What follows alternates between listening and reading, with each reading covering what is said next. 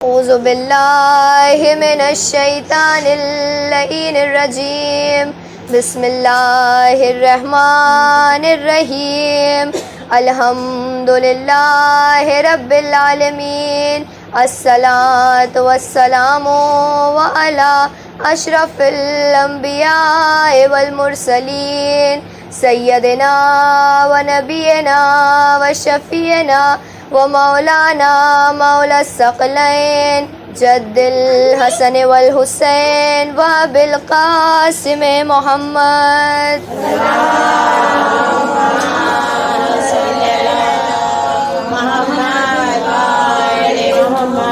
وآلہ الطیبین الطاہرین المعصومین المظلومین المنتجبین اما بعد فقد قال اللہ سبحانہ وتعالی فی کتابہ المبین وہو اصدق الصادقین وقالہ الحق بسم اللہ الرحمن الرحیم وما محمد الا رسول صلوات پڑھے محمد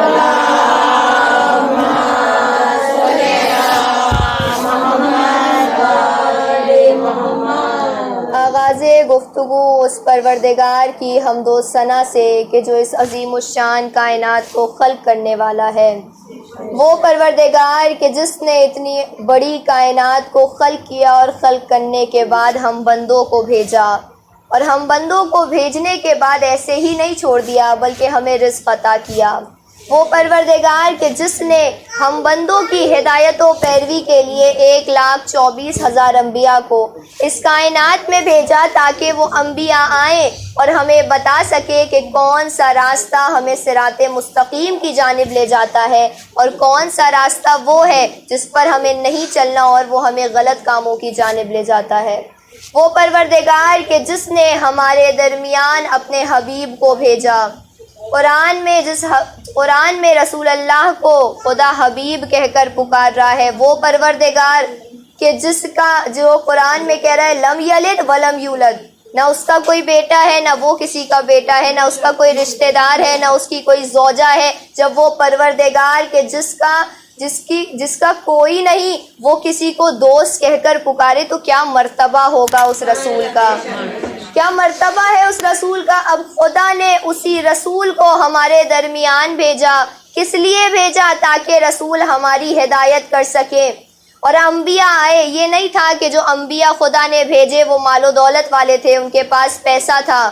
تمام انبیاء نے غربت کی زندگی جی ہے۔ کچھ انبیاء تھے جن کو اللہ نے حکومت عطا کی تھی، جناب سلیمان کو حکومت عطا کی تھی، لیکن انبیاء ایسے بھی تھے جنہوں نے اپنی زندگی کو اتنی مشکلات سے کاٹا۔ پروردگار نے امتحان لیے ان انبیاء سے، اور پروردگار نے انبیاء سے امتحان لیے کس وجہ سے لیے؟ تاکہ ہم اور آپ ان امتحانات سے کچھ سیکھ سکیں کہ پروردگار نے جب ان پر وہ مشکل ڈالی تو وہ لوگ کس طرح سے صبر کر کے اس مشکل سے باہر نکل گئے، تو وہ خدا جب ہم پر کوئی مصیبت ڈالے تو ہم لوگ بھی مسکرا کر اس مشکل سے اپنے آپ کو باہر نکال لیں، کیونکہ وہ پروردگار ہم سے اور آپ سے 70 ماؤں سے زیادہ محبت کرنے والا ہے۔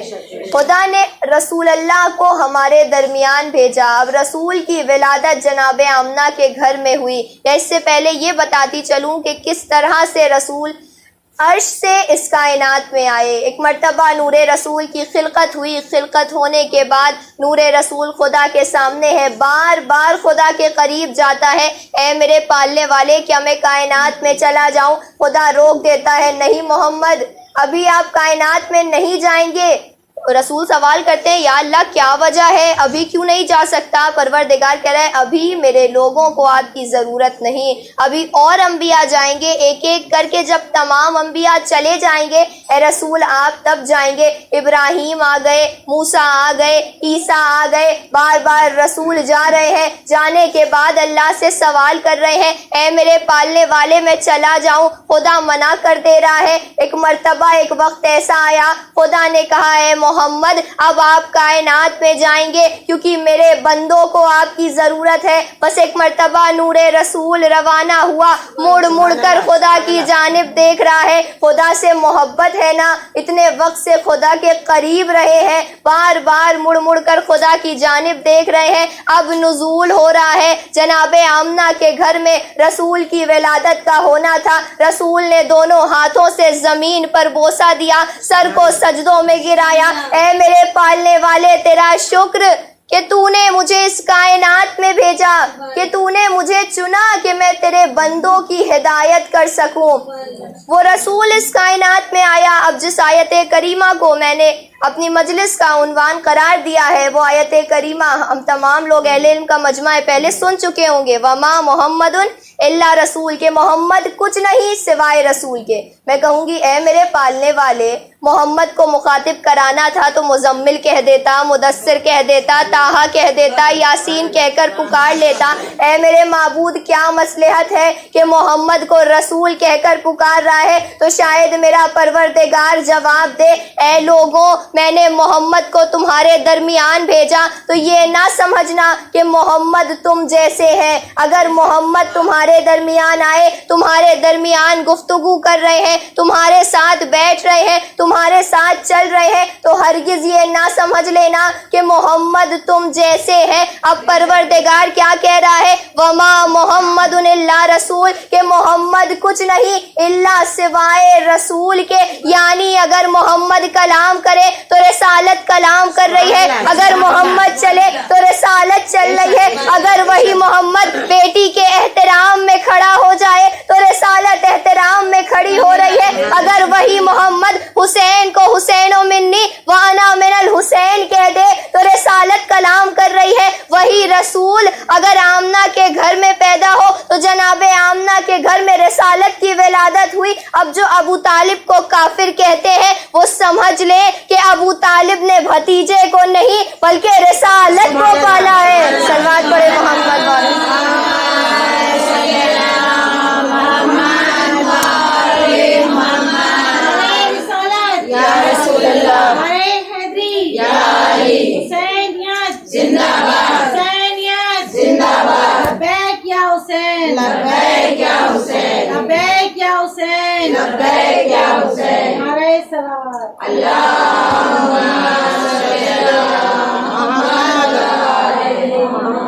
اب وہ رسول کہ جس کا مرتبہ خدا کے نزدیک اتنا بلند ہے, اس رسول کی زوجہ جو ہے ان کا بھی مرتبہ خدا کے نزدیک اتنا ہی بلند ہے. وہ بی بی کہ جو اتنی بہترین محدثہ ہے, اتنی روایتوں کو لکھنے والی ہیں, 450 سے زیادہ روایتیں حدیثیں انہوں نے انبیاء سے نقل کی. کون سی بی بی؟ جناب ام سلمہ. کیا مقام ہے اس بی بی کا؟ خدا کو جناب ام سلمہ سے اتنی محبت ہے کہ خدا نے حجرہ جناب سلمہ نے کئی آیتوں کا نزول کیا. جب جناب ام سلمہ رسول سے کوئی سوال کرتی تھی تو آیت جواب کے طور پر نازل ہو جایا کرتی تھی. یہ مرتبہ ہے جناب ام سلمہ کا, اور کتنی محبت ہے رسول سے کہ ایک مرتبہ ان کی جو ماشدہ تھی, ماشدہ ہیئر ڈریسر جو ہوتی ہے پہلے زمانے میں, جو جناب مریم کی بھی ہیئر ڈریسر موجود تھی, کیونکہ اسلام ہم سے کہتا ہے کہ اپنے آپ کو سنوار کے رکھنا ہے. مولا علی بھی نہج البلاغہ میں کہتے ہیں کہ خواتین ان کی نظر میں ریحانہ ہیں. یہ نہ سمجھنا کہ وہ گھر کے کاموں کے لیے خلق ہوئیں, بلکہ وہ جب ضرورت پڑتی ہے تو باہر نکل کر اسلام کو ریپرزینٹ بھی کرتی ہیں, دین کو پھیلاتی بھی ہیں اور دین کو بچاتی بھی ہیں. اب ام ظفر نام ہے ان کی ماشدہ کا, جناب ام سلمہ ایک مرتبہ اپنے حجرے میں ہیں, کیونکہ بیویوں کا جو حجرہ ہوتا تھا وہ مسجد سے بالکل سٹا ہوا ہوتا تھا. تو اب جناب ام سلمہ اپنے حجرے میں موجود ہے. جناب ام ظفر جو ہے وہ بالوں کو سنوار رہی ہیں. ایک مرتبہ رسالت مآب نے مسجد میں خطبہ دینا شروع کیا. بسم اللہ الرحمن الرحیم, یا ایھا الناس, یا ایھا الناس کا کہنا تھا. جناب ام سلمہ نے کہا ام ظفر مجھے چھوڑو, اور اتنی محبت کے ساتھ جا کر, کیونکہ اس زمانے میں پتوں پر اور پتھر پر کلام لکھے جاتے تھے, تو جناب ام سلمہ نے محبت سے اس خطبے کو لکھنا شروع کر دیا. یہی بیویاں ہیں کہ جن کی وجہ سے رسول کے خطبے، یہی لوگ ہیں جن کی وجہ سے رسول کی کہی ہوئی باتیں ہمارے اور آپ تک پہنچی۔ اور یہ بیوی اتنی بلند ہے کہ خدا وند عالم میں جب جناب ام سلمہ کے شوہر کا انتقال ہو گیا، کیونکہ بیوہ تھی، پھر رسول سے شادی ہوئی، تو جب جنگ میں شہید ہو گئے تو ایک مرتبہ وہ مصلی عبادت پر گئیں، جانے کے بعد خدا کی بارگاہ میں ہاتھوں کو بلند کیا ہے، میرے پالنے والے، میرا شوہر جنگ میں شہید ہو گیا، کیا مصلحت ہے، کیا اس سے بھی بہتر کچھ عطا کرے گا؟ ابھی جناب ام سلمہ نے ہاتھوں کو دعا میں بلند کر رکھا تھا، بار الہ کی بارگاہ میں ہاتھوں کو بلند کر رکھا تھا، ابھی دعا ختم نہ ہوئی تھی کہ ایک مرتبہ ایک عورت آئی، آنے کے بعد کہتی ہے ام سلمہ جاؤ دیکھو دروازے پر رسول آئے ہیں، افضل البشر آئے ہیں، اور کس لیے آئے ہیں؟ رشتہ لے کر آئے ہیں۔ صلوات بھیجے محمد والا۔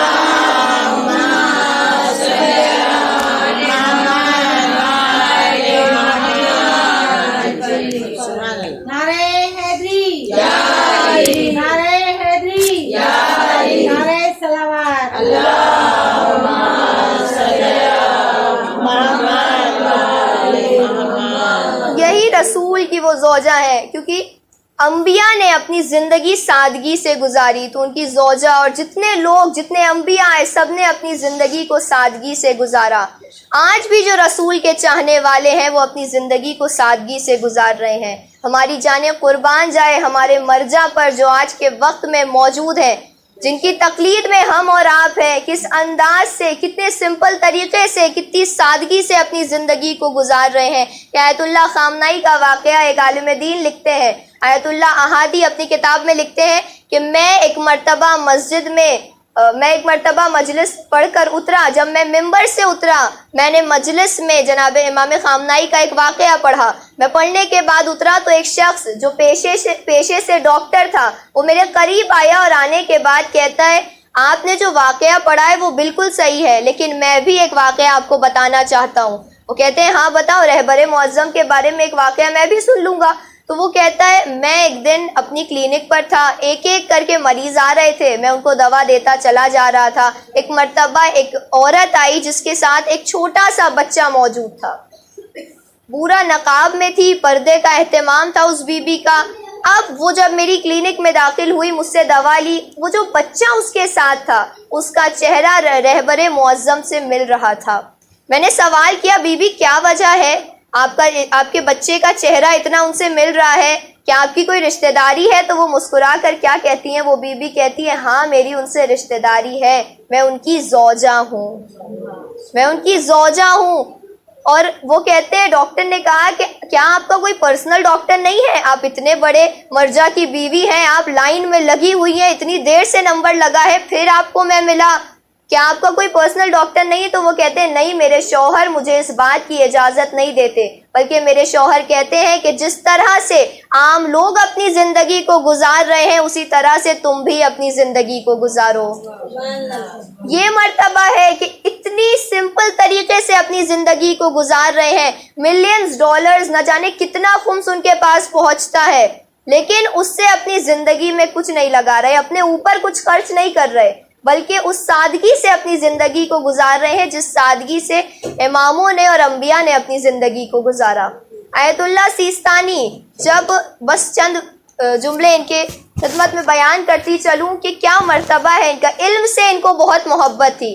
آیت اللہ سیستانی کتابیں پڑھنا بہت پسند تھا، اب اتنی کتابیں پڑھ چکے تھے کہ ایک مرتبہ جب لندن علاج کے لیے گئے تو ایک جگہ بیٹھے ہوئے تھے، ان کے ساتھ جو شخص تھا بیمار ہے، ابھی طبیعت ٹھیک نہیں ہے، مگر اس شخص سے کہتے ہیں مجھے رات میں نیند نہیں آئے گی جب تک میں کتابوں کا مطالعہ نہیں کروں گا، جب تک میں کتابیں نہیں پڑھوں گا مجھے نیند نہیں آنے والی، جاؤ میرے لیے کتابیں لے کر آؤ۔ وہ شخص گیا، جانے کے بعد 80 کتابیں گیا لائبریری میں، جو سب سے نئی کتابیں اس زمانے میں شائع ہوئی تھی وہ لے کر آیا، اور جب لا کر دیا تو وہ کہتا ہے اس میں سے 80% کتابیں وہ پہلے ہی پڑھ چکے تھے، 80% کتابیں پہلے ہی پڑھ چکے تھے، اتنا علم موجود ہے۔ اور جب وہ کسی سے بحث کرتے تھے تو بحث پہ ان کا جو پکڑ ہوتی تھی وہ اتنی مضبوط ہوتی تھی ڈیبیٹ پہ کہ جب وہ دوسروں سے کلام کرتے تھے، دوسروں سے بحث کرتے تھے، یا جنگ کے بارے میں ہو یا کسی اور چیز کے بارے میں،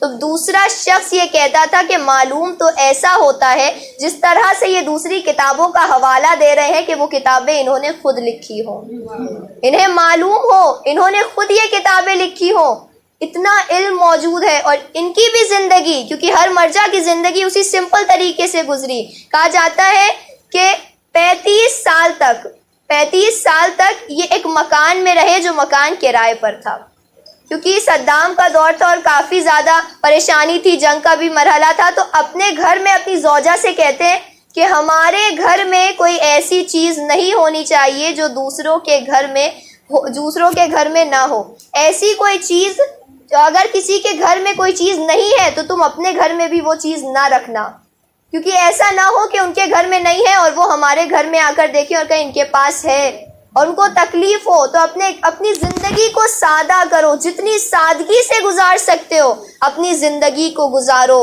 اور یہی وہ شخصیتیں ہیں کہ جو خدا سے اصل محبت کرتے ہیں، اصل محبت کرنے والے ہیں، اور جو خدا سے محبت کرتا ہے، جس کے دل میں خدا کا خوف ہوتا ہے، اس کا خوف بھی دوسروں کے دلوں میں ہوتا ہے۔ آج امریکہ اور ایران میں جو بحث چلتی رہتی ہے وہ دیکھ کر معلوم ہو رہا ہے اتنا پاورفل ہے امریکہ، لیکن اس کے باوجود ایک چھوٹے سے ملک ایران سے کتنا خوف کھاتا ہے۔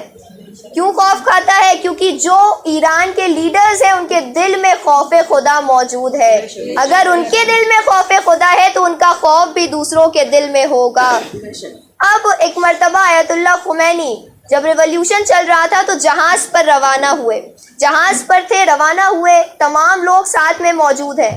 اگلے دن ریولیوشن تھا، لوگوں کے سامنے اپنے آپ کو پیش کرنا تھا، نہ جانے کل کیا ہوتا۔ تمام جتنے بھی لوگ جہاز پر موجود تھے پریشان، کسی کو رات بھر نیند نہیں آئی، کوئی نہیں، سب ایک دم پریشان کہ کل کیا ہوگا، کیسے میں بولوں گا، کیا کرنا ہے، کیسے ہوگا، کہاں جائیں گے، کہیں کوئی پریشانی نہ ہو جائے۔ مگر ایک شخص ہے جو جہاز پر اطمینان سے سو رہا ہے، سکون سے سو رہا ہے، کیونکہ اس کے دل میں کسی اور کا خوف نہیں ہے سوائے خدا کے۔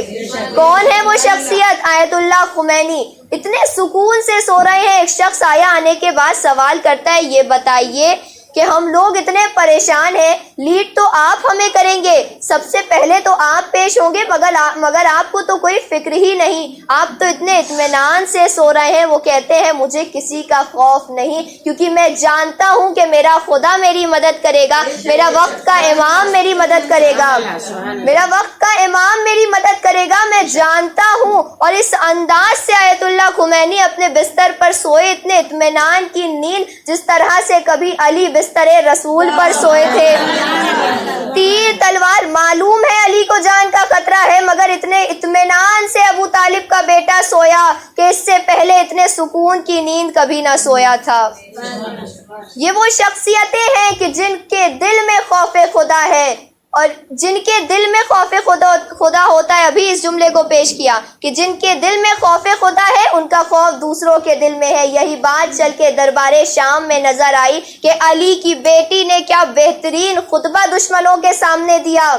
یزید کے سامنے کھڑے ہو کر علی کی بیٹی نے کیا خطبہ پیش کیا جب بیویوں کو دربار یزید میں لایا گیا۔ قطار میں بیویاں کھڑی ہیں۔ ایک مرتبہ یزید جب شراب اور تمام چیزوں سے فارغ ہو کر سامنے آ کر تخت پر بیٹھا، آنے کے بعد کہتا ہے مجھے علی کی بیٹی سے ملنا ہے۔ زینب ہاتھوں میں رسی ہے لے کر کھڑی ہوئی ہے، یزید تو مجھ سے بات کرنا چاہتا ہے، تو جیسے سے تو کوئی بات کرنا پسند نہیں کرے گا، ہم تو نواسی رسول ہیں، ہم تو نواسی رسول ہیں، ہم تجھ سے کیسے گفتگو کریں۔ مگر آج زینب تجھ سے گفتگو کرے گی، آج زینب خطبہ پیش کرے گی، کیونکہ زینب جانتی ہے، زینب کو معلوم ہے کہ جو وقت کا امام ہے وہ زنجیروں میں گرفتار ہے۔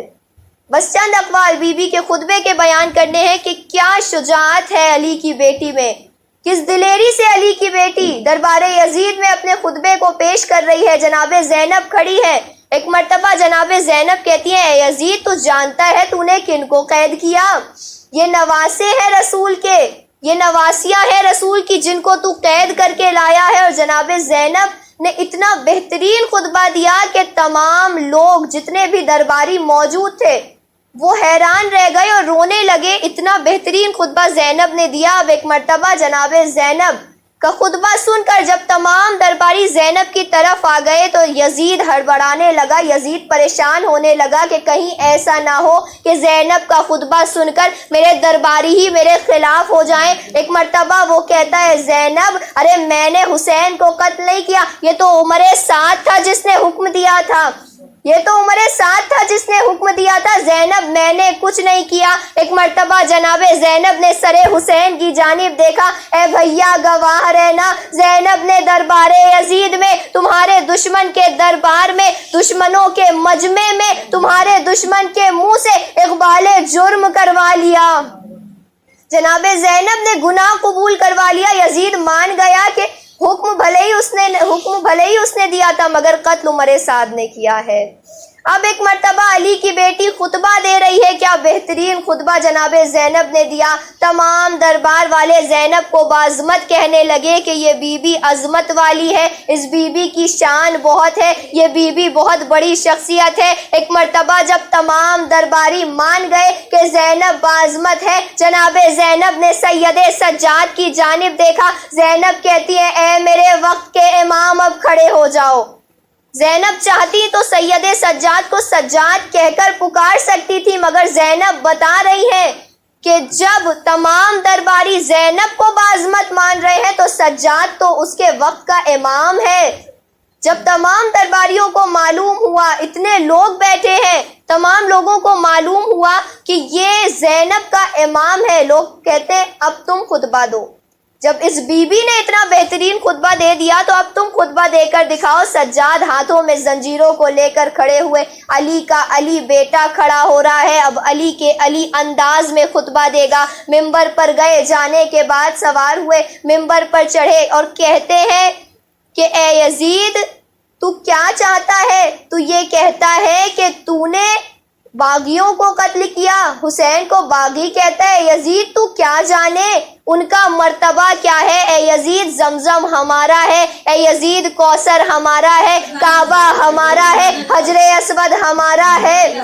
میں ابو طالب کا بیٹا ہوں, میں علی کا بیٹا ہوں, میں حسین کا بیٹا ہوں, تو کیا جانے میں کیا ہوں. اب سجاد خطبہ دے رہے ہیں. یزید پریشان, درباری میرے خلاف نہ ہو جائے, درباری میرے خلاف نہ ہو جائے. ایک مرتبہ یزید نے کہا اذان دو, کیونکہ علی کا بیٹا ہے, کسی اور چیز سے نہیں ڈرتا, اذان ہی ہے جو اسے روک سکتی ہے. یزید جانتا ہے. ایک مرتبہ سید سجاد کے سامنے مؤذن اذان دے رہا ہے. مؤذن نے اذان دینی شروع کی. اللہ اکبر, اللہ اکبر, اللہ اکبر, اللہ اکبر, اشہد ان لا الہ الا اللہ. ایک مرتبہ سجاد کہتے ہیں وحدہ لا شریک لہ, پھر سے کہتا ہے وہ اشہد ان لا الہ الا اللہ. سجاد کہتے ہیں وحدہ لا شریک لہ. اب مؤذن کا کہنا تھا اشہد ان محمد رسول اللہ. سجاد کہتے ہیں خاموش, ارے اب یہ بتا کہ محمد تیرے جد ہے یا میرے. اب یہ بتا کہ محمد تیرے جد ہے یا میرے. یزید خاموش, بولنے کے لیے کچھ ہے ہی نہیں. سجاد کہتے تیری خاموشی یہ بتا رہی ہے کہ محمد ہمارے جد ہے, اور تو نے غلط کیا ہے یہ تو بھی جانتا ہے. یہی دربار یزید ہے کہ جس میں بیبیوں کو ننگے سر لایا گیا, جس میں بیبیوں کو اسیر کر کر لایا گیا. یہ وہ علی کی بیٹی ہے جو دربار یزید میں خطبہ دے رہی ہے کہ جو 28 رجب کو مدینے سے روانہ ہوئی تھی. کتنے وقت سے زینب سفر میں ہے, رجب سے روانہ ہوئی تھی نا, تب سے بی بی سفر میں ہے اور اب واپس اپنے وطن آ رہی ہے. جب مدینے سے روانہ ہوئی تھی تو انداز اور تھا. ہماریوں پر سوار کرنے کے لیے عباس موجود تھے, علی اکبر موجود تھے. ارے زینب سامنے آئے, عباس آگے بڑھے, علی اکبر آگے بڑھے, زینب کو سوار کرنا چاہتے. حسین کہتے ہیں عباس رک جاؤ, ارے میں چاہتا ہوں زینب کو وہ سوار کرے جو واپس لے کر آئے. ہاں بیبیوں, ارے جب یہ قافلہ روانہ ہوا تھا نا 28 رجب کو تو بیبیوں کی تعداد زیادہ تھی, ننھے بچے جو تھے نا اس قافلے میں زیادہ تھے. ارے لیکن جب یہ قافلہ واپس آیا بچوں کی تعداد کم ہو گئی. ارے سوال کیا گیا یہ بچے کم کیوں ہیں؟ جواب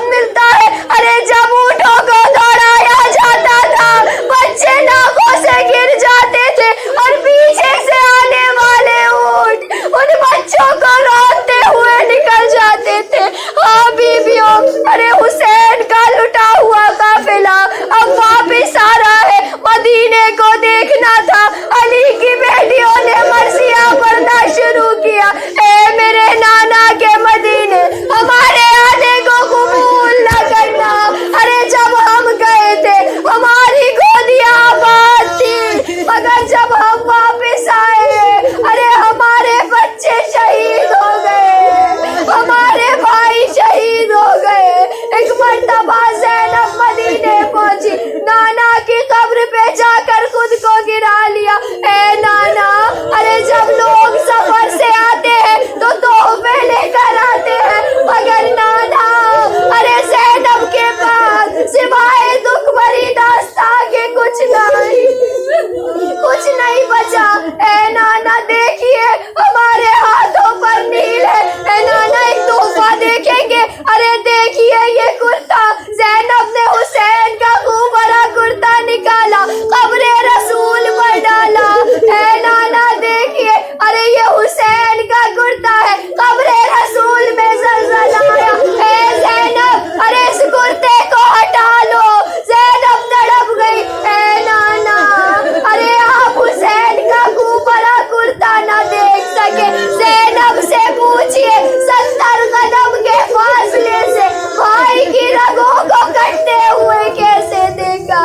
ہاں بیویوں، ارے زینب عباس کا زینب علی اکبر کے مصائب بتا چکی، علی اصغر کی شہادت بتا چکی، اب زینب اس بی بی سے ملنے جا رہی ہے، اس بی بی سے مل رہی ہے جس بی بی کا بیٹا ارے جب گھوڑے سے گرا تو اس کے بازو قلم ہو چکے تھے۔ ارے ام البنین قریب آئی، آنے کے بعد ایک ایک بی بی کے چہرے کو دیکھتی ہے اور کہتی ہے بیویوں، ارے کیا اس قافلے میں علی کی بیٹی زینب آئی ہے؟ اے بیویوں، کیا زینب اس قافلے میں ہے؟ ہاں بیویوں، زینب اتنی غریب ہو گئی کہ ام البنین زینب کو نہیں پہچان پا رہے۔ کلثوم نے ہاتھوں کو پکڑا، ام البنین کو زینب کے قریب لے گئے۔ ارے ام البنین دیکھتی ہے کمر جھکی ہوئی ہے، بال سفید ہو چکے ہیں۔ اے زینب، ارے میں کچھ نہ پوچھوں گی، میں سمجھ گئی کہ کتنے ستم سہتے ہوئے آئی ہو۔ ارے دنیا کا دستور ہوتا ہے نا، جو باتیں بیٹیاں ماں سے کرتی ہے کسی سے نہیں کرتی۔ ارے زینب بڑی مدت کے بعد قبر زہرا پر آئی، آنے کے بعد اپنے آپ کو گرا لیا، اے اماں، ارے ہم آپ کے حسین کو کربلا میں 3 دن کا بھوکا پیاسا شہید کر دیا گیا۔ اے اماں، ارے ہمیں اسیر کر کے در بدر پھرایا گیا۔ ہاں بیویوں، ارے مدینے میں ایک بی بی ہے، نام ہے ام البنین، بار بار جا کر جنت البقیع میں 4 قبروں کے نشان بناتی ہے اور مٹا دیتی ہے۔ لوگ پوچھتے ہیں کیا وجہ ہے؟ ارے کہتی ہے مجھے ام البنین نہ کہا کرو، ام البنین اس ماں کو کہتے ہیں جس کے بیٹے ہو، مگر میرے سارے بیٹے شہید ہو گئے۔ ہاں زادارو، ام البنین وہ بی بی ہے جو واقعے کربلا کے بعد کئی سالوں تک روتی رہی، ارے حسین پر گریا کرتی رہی، اپنے بیٹے پر گریا نہ کیا، ارے مگر لوگوں سے کہتی ہے اے لوگوں، ارے مجھے بس اتنا بتاؤ کہ ایک بات ہے جو بار بار میرے ذہن میں آتی ہے، اے لوگوں، ارے جب اگر کوئی گھوڑے سے گرتا تھا تو ہاتھوں سے اپنے آپ کو سنبھال لیتا تھا، ارے میرا عباس جب گرا تو ہاتھ قلم ہو چکے تھے۔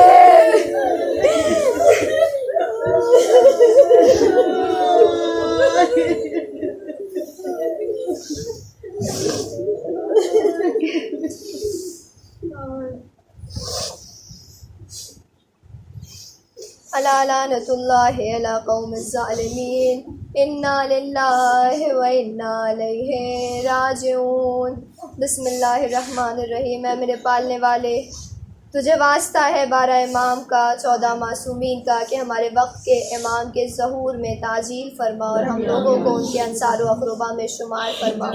اے میرے پالنے والے تجھے واسطہ ہے رباب کی اجڑی ہوئی گود کا کہ جو مائیں بے اولاد ہیں انہیں اولاد صالح عطا فرما۔ اے میرے معبود تجھے واسطہ ہے صغرا کی بیماری کا کہ جو بیمار ہے انہیں شفائے کاملہ عطا فرما۔